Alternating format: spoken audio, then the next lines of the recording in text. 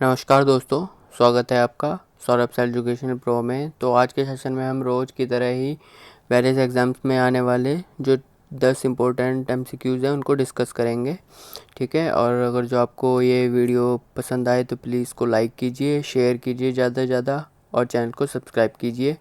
तो चलिए शुरू करते हैं। आज का पहला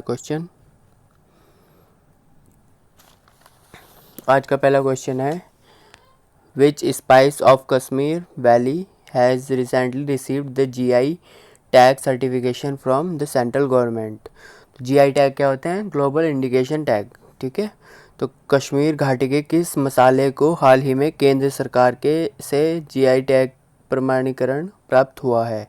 तो ये हुआ है सैफरॉन। सैफरॉन किसे कहते हैं? केसर को। ओके, तो इसकी एक्सप्लेनेशन देखते हैं। The central government issues the certification of geographical indication for saffron produced in Kashmir Valley. The GI tag certification will help the Kashmiri saffron to get more price in the export market and put the spice on the global map. Okay, the certification will also prevent adulterification of Kashmir saffron.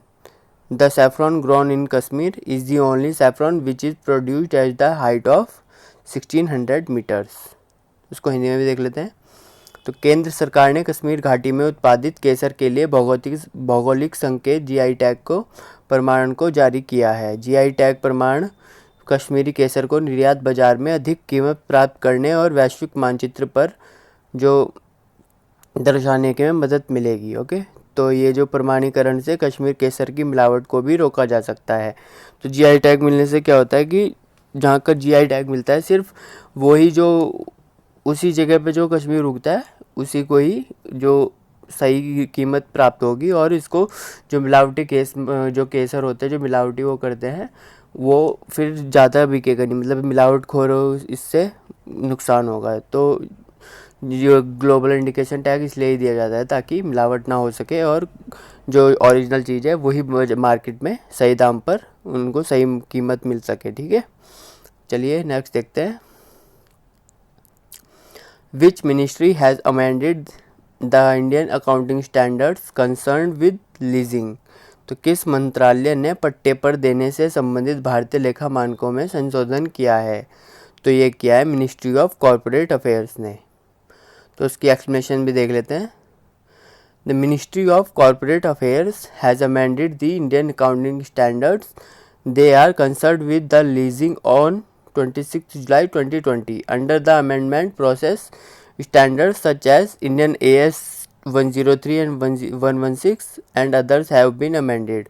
The amendments are being carried out in the consultation with the National Financial Reporting Authority. Okay, तो amendment in जो India का accounting standard है 103 relate to the combination in the business and standard जो accounting standard है 116 standard is concerned with the principle for the recognition presentation and disclosure of leases. तो इसको हिंदी में भी देख लेते हैं। तो कॉरपोरेट मामलों के मंत्रालय ने भारतीय लेखा मानकों में संशोधन किया है जो 26 जुलाई 2020 को पट्टे पर देने से संबंधित है। तो संशोधन प्रक्रिया के तहत जो अकाउंटिंग स्टैंडर्ड है इंडिया का 103, 103 और 116 और अन्य जैसे मानकों में संशोधन किया गया है। तो संशोधन राष्ट्रीय वित्तीय रिपोर्टिंग प्राधिकरण के परामर्श से किए जा रहे हैं। संशोधन इंडस्ट्रीज अकाउंटिंग स्टैंडर्ड 103 और व्यवसाय में संयोजन से संबंधित है, और जो 116 है वो मान्यता प्रस्तुति और पट्टों के प्रकटीकरण के सिद्धांतों से संबंधित है। चलिए नेक्स्ट देखते हैं। Consider the following statement with regard to the recent serological survey in Delhi. तो इनको वो देखना है स्टेटमेंट को, तो बताना है कि which of the following statement is correct. तो सही स्टेटमेंट बताना है इन दो में से। तो पहले देख लेते हैं स्टेटमेंट क्या है। The serological survey is mean to detect whether the person being tested have developed antibodies against the corona virus. और दूसरा है herd immunity is a stage of an epidemic where people are protected from a contagious disease as a majority of those around them have already developed on immunity। तो इसको हिंदी में देख लेते हैं। तो जो सीरोलॉजिकल सर्वे का मतलब यह पता लगाना है कि जिस व्यक्ति का परीक्षण किया जा रहा है उसने कोरोना वायरस के खिलाफ एंटीबॉडी विकसित की है या नहीं। तो ये पहला स्टेटमेंट तो ये है। दूसरा यह है कि जो हर्ड इम्यूनिटी होती है, झुंड जो प्रतिरक्षा होती है, एक महामारी का एक चरण है जहां लोगों को एक संक्रामक बीमारी से बचाया जाता है क्योंकि उनके आसपास के अधिकांश लोग पहले से ही एक जो एंटीबॉडी है जो वो डेवलप कर चुके होते हैं अपने अंदर। ठीक है, तो ये बताना है कि इसमें से कौन सा स्टेटमेंट ठीक है। तो इसमें से दोनों ही स्टेटमेंट ठीक हैं। ओके, तो इसकी एक्सप्लेनेशन देख लेते हैं। Recently, a serological survey was conducted in Delhi that found the presence of the antibodies specific to the coronavirus in around 23% of the tested samples. The result of that survey are being interpreted to suggest that above 40 lakh people in Delhi could so far have been infected with the novel coronavirus and the herd immunity could be approaching. Hindi में भी देख लेते हैं इसको। तो हाल ही में दिल्ली में जो सीरोलॉजिकल सर्वेक्षण किया गया है जिसमें पाया गया कि परीक्षण किए गए नमूनों में से लगभग 23% जो प्रतिशत लोग हैं में उसमें कोरोना वायरस के लिए विशेष एंटीबॉडी की उत्पत्ति थी। और उस सर्वेक्षण के परिणामों की व्याख्या यह बताई जा रही है कि दिल्ली में अब तक लगभग 46 लाख लोग जो ये कोरोना वायरस से संक्रमित हो चुके हैं। और यह है कि झुंड प्रतिरक्षा जो इससे है इससे संपर्क किया जा सकता है। जो हर्ड इम्यूनिटी होती है उसमें होता है कि मतलब आपके जो आसपास जो काफ़ी लोग हैं वो उनमें एंटीबॉडीज़ डेवलप हो चुकी है, तो वो ये एंटीबॉडीज़ दूसरों को भी ट्रांसफ़र की जा सकती है। किससे? प्लाज्मा ट्रांसफ़र से। ओके, तो नेक्स्ट देखते हैं। Which country has recently signed A $14 million currency swap facility with RBI। तो ये हाल ही में किस देश ने RBI के साथ $14 मिलियन का मुद्रा विनिमय सुविधा पर हस्ताक्षर किए हैं? तो ये किया है श्रीलंका ने। तो एक्सप्लेनेशन देखते हैं इसकी। The Reserve Bank of India has signed to a $14 million currency swap facility for Sri Lanka till November 2022. The development comes as a relief to Sri Lanka amid COVID-19 and will help to its post-pandemic economic recovery. The step will help in coordinating the facilitating engagement as a part of India's overall commitment to the work with Sri Lanka to counter and mitigate the effect of the COVID-19 pandemic. तो उसको आइए हिंदी में देखते हैं। तो भारतीय reserve bank है जो रिजर्व बैंक ऑफ इंडिया ने नवंबर 2022 तक श्रीलंका के लिए $400 मिलियन का मुद्रा स्वैप सुविधा के लिए सहमति व्यक्त की है, जो ये कोविड-19 के लिए भी है ये के बीच श्रीलंका के लिए एक राहत के रूप में आता है और इसके बाद महामारी की आर्थिक वसूली में मदद करेगा। यह कदम कोविड-19 महामारी के प्रभावों का मुकाबला करने और उसे कम करने के लिए श्रीलंका के साथ काम करने के लिए भारत की एक भाग के रूप में जुड़ाव को समन्वित और सुविधाजनक बनाने में मदद करेगा। ओके, तो कितने का किया है? $400 मिलियन का श्रीलंका के साथ, याद रखना आप, करेंसी स्वैप RBI ने। ओके, नेक्स्ट देखते हैं। Who has been appointed as the new chief of western air command.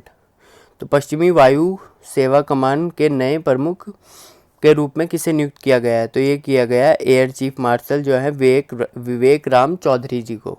Okay, explanation देखते हैं। The central government has appointed air chief marshal Vivek Ram Chaudhari as the new chief of Western Air Command that looks after the aerial defense of the sensitive regions of Ladakh sector and other parts of northern India. He will assume the responsibility on 1 August 2020 and will succeed Air Marshal B. Suresh की जगह कौन बनेंगे? विवेक राम चौधरी जी। तो केंद्र सरकार ने air marshal Vivek Ram Chaudhary को पश्चिमी वायु सेवा के कमान के नए प्रमुख के रूप में नियुक्त किया है, जो लद्दाख क्षेत्र के संवेदनशील क्षेत्रों और उत्तरी भारत के अन्य हिस्सों की हवाई रक्षा की देखभाल करता है। वह 1 अगस्त 2020 से जिम्मेदारी ग्रहण करेंगे और वो किसको, जो बी सुरेश है, उनको सक्सीड करेंगे। ओके, नेक्स्ट देखते हैं। Which organization has released the cooling emissions and policy synthesis report? तो किस संगठन ने कूलिंग उत्सर्जन और नीति संश्लेषण रिपोर्ट जारी की है? तो ये की है UNEP और IEA ने। तो इसकी एक्सप्लेनेशन देखते हैं। तो जो UNEP की फुल फॉर्म होती है the United Nations environment programme and the international energy agency, IEA की full form, released the cooling emissions and policy synthesis report. According to the report, phasing down the production and use of hydrofluorocarbons will help in lowering global warming by 0.4 degrees centigrade by the year 2100. Various countries throughout the world has signed the Montreal Protocol in 1985, using enhanced energy efficiency methods and moving away from polluting refrigerants will help in decreasing the greenhouse gas emissions of carbon dioxide by 2100 or 460 okay gigatons in the next 40 years. तो जो है संयुक्त राष्ट्र पर्यावरण कार्यक्रम UNEP और international energy agency ने cooling commission और पॉलिसी सिंथेसिस रिपोर्ट जारी की है।